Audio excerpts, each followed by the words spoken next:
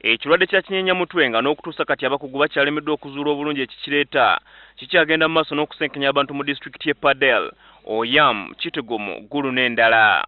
Omwaka oguwedde akakiiko ka Paalamenti ak'ekikula ky'abantu kaakola okunoonyereza ku kirwadde kya kinyenyamutwe mu mambuka g'eggwanga era ssentebe w'akakiiko kano Margaret Komuhangi atubuulidde bye baazuula.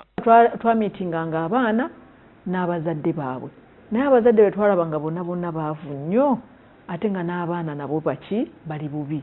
Tetwalabaamu famire engagga ereeta mwana alina nodding disease. Omubaka wa Chwa West Okiya Ojara anenyeza minisitule y'ebyobulamu obutakola kimala okulwanyisa ekirwadde kino. I've been in conversation with the medical director of health services in Kitgum district on this matter. He told me that the ministry had not sent money to be able to provide feeding facilities to these kids.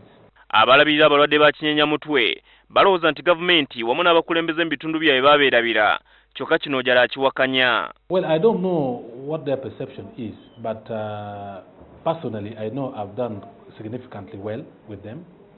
When I was the Prime Minister of Chilike Kwaro, I made sure food is distributed to the families, which would take them about 6 months.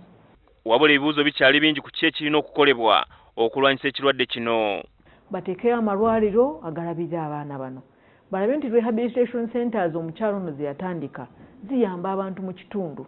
Baziteekemu ebikozesebwa, baziteekemu abasawo, baziteekemu eddagala erikozesebwa ki mu kitundu abaana bafune ki obuyambi. Omubaka Komuhangi ategeeza nga alipoota ku kirwadde kino bwegenda okwanjibwa mu Paalamenti ng'embalirira y'omwaka gw'ebyensimbi ogujja tennasomebwa. NTV egezezzaako okufuna abakulu minisitule y'ebyobulamu ku nsonga eno naye ne bagaana okubaako kye boogera. Tuzze tubalaga amawulire agakwatagana ku baana abali mu kudaaga okungi mu disitulikiti y'e Kitgum nga n'abamu batandise okutondoka.